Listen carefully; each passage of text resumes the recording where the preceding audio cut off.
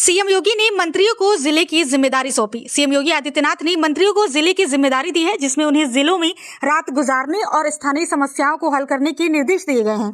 सरकार का उद्देश्य स्थानीय प्रशासन की कार्यक्षमता में सुधार करना है। मंत्रियों को निर्देश दिए गए हैं कि वो आम जनता के बीच जाकर उनकी समस्याएं समझें और तत्काल समाधान सुनिश्चित करें। इसके साथ ही सरकारी योजनाओं के क्रियान्वयन की निगरानी भी करनी होगी।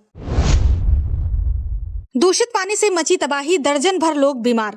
कौशाम्बी जिले में दूषित पानी के सेवन से कई लोग बीमार हो गए हैं। पानी की खराब गुणवत्ता के कारण कई क्षेत्रों में स्वास्थ्य समस्याएं उत्पन्न हो रही हैं। स्थानीय अधिकारियों ने मामले की जांच शुरू कर दी है और पानी की आपूर्ति को साफ करने के लिए प्रयास किए जा रहे हैं। साथ ही प्रभावित लोगों के लिए चिकित्सा सेवाएं मुहैया कराई जा रही हैं। सरकार पानी की शुद्धता सुनिश्चित करने के लिए नए उपाय कर रही है।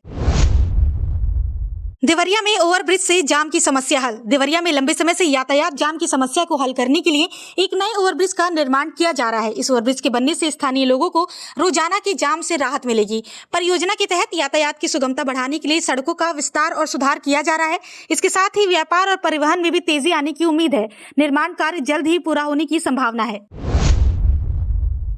गोरखपुर छपरा रेलखंड पर निर्माण शुरू। गोरखपुर छपरा रेलखंड पर नए ओवरब्रिज का निर्माण शुरू हो चुका है। ये परियोजना यात्रियों के लिए यात्रा को सुगम और सुरक्षित बनाने के उद्देश्य से की जा रही है। नए ओवरब्रिज से ट्रैफिक की समस्या का समाधान होगा और रेल संचालन में सुधार होगा। इसके अलावा स्थानीय व्यापारिक गतिविधियों में भी वृद्धि की उम्मीद है। रेलवे विभाग इस परियोजना को प्राथमिकता के आधार पर पूरा करने की योजना बना रहा है।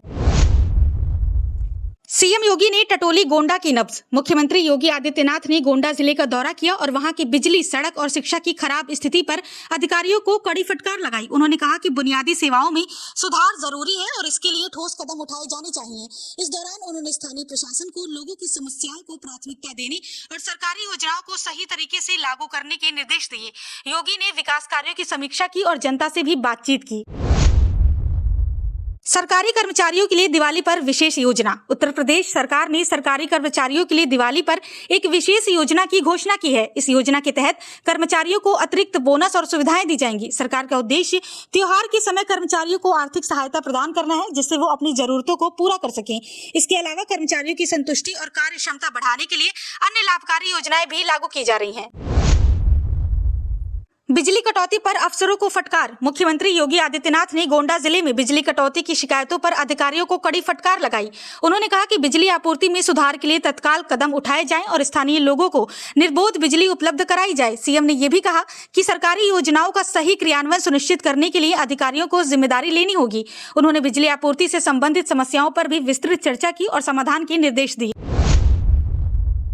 मशीन से बुजुर्गों को जवान करने का मामला। कानपुर में एक मामले में बुजुर्गों को मशीन से फिर से जवान करने का दावा करने वाले एक व्यक्ति को पुलिस ने हिरासत में लिया है। आरोपी ने दावा किया था कि उसकी मशीन से उम्र बढ़ने की प्रक्रिया को रोका जा सकता है, लेकिन ये दावा संदेह के घेरे में है। पुलिस ने शिकायत मिलने पर आरोपी को पूछताछ के लिए बुलाया और मामले की जाँच शुरू कर दी है। मामले ने कानपुर में सनसनी फैला दी है। सपा के रामगोपाल यादव का बयान, बुलडोजर पर चर्चा। समाजवादी पार्टी के वरिष्ठ नेता रामगोपाल यादव ने बयान दिया है कि अगर सपा की सरकार बनती है तो बुलडोजर की कार्रवाई पर रोक लगेगी। उन्होंने कहा कि वर्तमान सरकार बुलडोजर का उपयोग करके निर्दोष लोगों पर अत्याचार कर रही है। इनके साथ ही उन्होंने अधिकारियों की सूची तैयार होने का दावा किया जो इस कार्रवाई में शामिल है। सपा ने यह मुद्दा आने वाले चुनावों में जनता के बीच प्रमुख रूप से उठाने की योजना बनाई है। अल्ट न्यूज से जुड़े मोहम्मद जुबैर के खिलाफ मामला दर्ज। गाजियाबाद में अल्ट न्यूज के सह संस्थापक मोहम्मद जुबैर के खिलाफ भड़काऊ पोस्ट करने का मामला दर्ज किया गया है। जुबैर पर यति नरसिंहानंद से जुड़े एक मामले में सोशल मीडिया पर भड़काऊ टिप्पणी करने का आरोप है। पुलिस ने शिकायत के आधार पर यह कार्रवाई की और मामले की जांच जारी है। इस घटना ने सोशल मीडिया और अभिव्यक्ति की स्वतंत्रता पर एक बार फिर से बहस छेड़ दी है। यूपी चुनाव पर सपा का अभियान तेज। समाजवादी पार्टी ने आगामी विधानसभा चुनावों को ध्यान में रखते हुए अपने अभियान को तेज कर दिया है। पार्टी ने अपने प्रमुख मुद्दों जैसे रोजगार, किसान हित और बुलडोजर राजनीति पर केंद्रित प्रचार शुरू किया है। रामगोपाल यादव के नेतृत्व में पार्टी जनता के बीच अपनी नीतियों और सरकार बनाने के बाद बदलाव के वादों पर जोर दे रही है। सपा ने इस बार नई रणनीतियों और चुनावी मुद्दों के साथ मतदाताओं को रिझाने की कोशिशें बढ़ा दी हैं। गोरखपुर में नई सड़क परियोजना का शुभारंभ। गोरखपुर में सरकार ने एक नई सड़क परियोजना का उद्घाटन किया है, जिसका उद्देश्य शहर में यातायात व्यवस्था को सुधारना और नागरिकों के लिए परिवहन को सुगम बनाना है। इस परियोजना के तहत प्रमुख सड़कों का पुनर्निर्माण और नए मार्गों का निर्माण किया जाएगा। इससे न केवल यात्रा के समय में कमी आएगी, बल्कि स्थानीय व्यापार और आर्थिक गतिविधियों को भी बढ़ावा मिलेगा। स्थानीय प्रशासन ने परियोजना को समयबद्ध तरीके से पूरा करने की योजना बनाई है। कानपुर में नई शिक्षा नीति पर चर्चा। कानपुर में एक शिक्षा सम्मेलन आयोजित किया गया, जहां विशेषज्ञों और शिक्षाविदों ने नई शिक्षा नीति पर विचार विमर्श किया। इस नीति का उद्देश्य शिक्षा प्रणाली में सुधार, कौशल विकास और छात्रों की क्षमता को बढ़ाना है।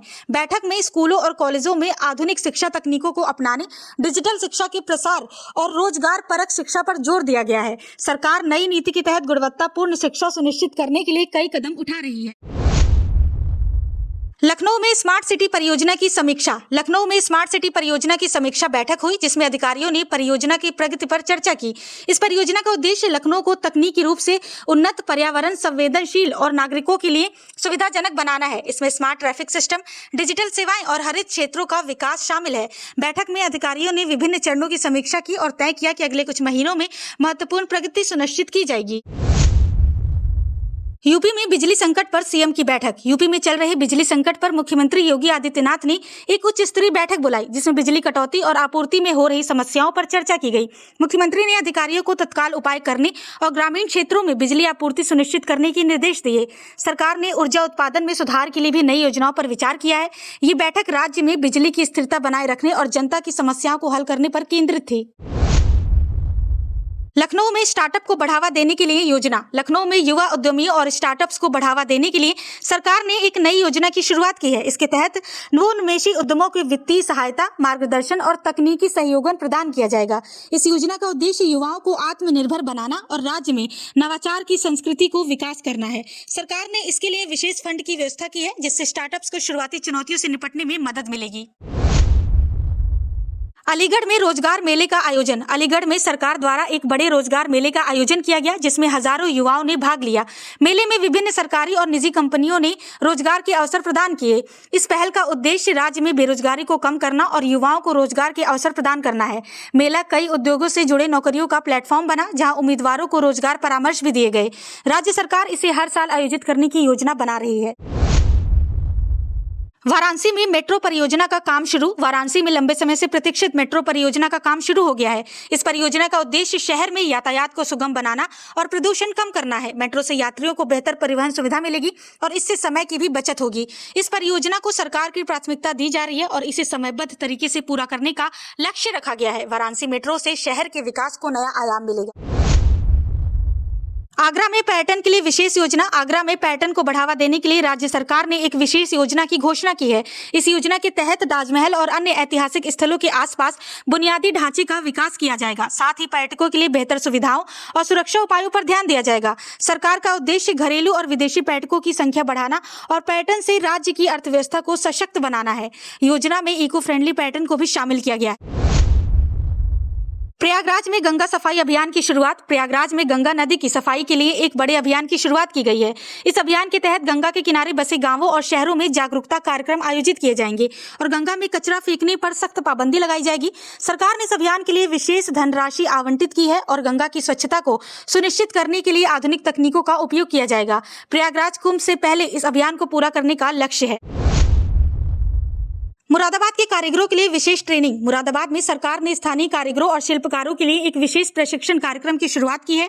इसका उद्देश्य उन्हें आधुनिक तकनीकों और बाजार की मांग के अनुसार अपने कौशल में सुधार करने का अवसर देना है। इस योजना के तहत कारीगरों को नई डिजाइन तकनीकों, बेहतर उत्पादकता और निर्यात क्षमता के बारे में प्रशिक्षित किया जाएगा। सरकार का उद्देश्य पारंपरिक शिल्प को वैश्विक बाजारों तक पहुंचाना और कारीगरों की आय में वृद्धि करना है। मेरठ में किसान आंदोलन की तैयारियां। मेरठ में किसान संगठनों ने अपनी मांगों को लेकर आंदोलन की तैयारियां शुरू कर दी हैं। किसानों का मुख्य मुद्दा न्यूनतम समर्थन मूल्य यानी एमएसपी और सरकारी नीतियों में बदलाव को लेकर है। वो अपनी फसलों की उचित कीमत और कृषि में सुधार के लिए नीतिगत बदलाव की मांग कर रहे हैं। किसान नेता गांवों में सभाएं कर रहे हैं और आंदोलन को मजबूत करने के लिए रणनीति तैयार कर रहे हैं। आंदोलन को बड़े पैमाने पर समर्थन भी मिल रहा है। वाराणसी में योगी सरकार का विकास अभियान। वाराणसी में योगी सरकार ने विकास कार्यों की समीक्षा करते हुए कई नई परियोजनाओं की घोषणा की है। इनमें बुनियादी ढांचे में सुधार, पर्यटन सुविधाओं का विस्तार और स्वास्थ्य सेवाओं का सुदृढ़ीकरण शामिल है। मुख्यमंत्री ने कहा कि वाराणसी को वैश्विक स्तर पर पर्यटन हब बनाने के लिए सरकार प्रतिबद्ध है। इसके अलावा स्थानीय लोगों के लिए रोजगार सृजन पर भी जोर दिया जाएगा। विकास योजनाओं के तहत सड़क, बिजली और जल आपूर्ति में सुधार की भी योजनाएं बनाई गई हैं। यूपी में सरकारी अस्पतालों की हालत पर चर्चा। राज्य के सरकारी अस्पतालों की खराब स्थिति को सुधारने के लिए लखनऊ में एक उच्च स्तरीय बैठक आयोजित की गई। इस बैठक में अस्पतालों की बुनियादी सुविधाओं में सुधार, डॉक्टरों और नर्सों की कमी को दूर करने और चिकित्सा उपकरणों को अपग्रेड करने पर चर्चा की गई। सरकार का उद्देश्य है कि अस्पतालों में मरीजों को गुणवत्ता चिकित्सा सेवाएं मिल सके। इसके लिए नई नीतियां और बजट आवंटन पर भी विचार किया गया। जल्द ही सुधारात्मक कदम उठाए जाएंगे। बरेली में नई ट्रांसपोर्ट नीति लागू। बरेली में सरकार ने ट्रांसपोर्ट व्यवस्था में सुधार के लिए एक नई नीति लागू की है। इसका उद्देश्य शहर में यातायात जाम को कम करना, सार्वजनिक परिवहन को बढ़ावा देना और सड़क सुरक्षा को सुधारना है। इस नीति के तहत ऑटो रिक्शा, बस और टैक्सी सेवाओं के लिए नए नियम बनाए गए हैं ताकि यात्रियों को बेहतर सुविधा मिल सके। साथ ही प्रदूषण को कम करने के लिए इलेक्ट्रिक वाहनों को बढ़ावा देने की भी योजना है।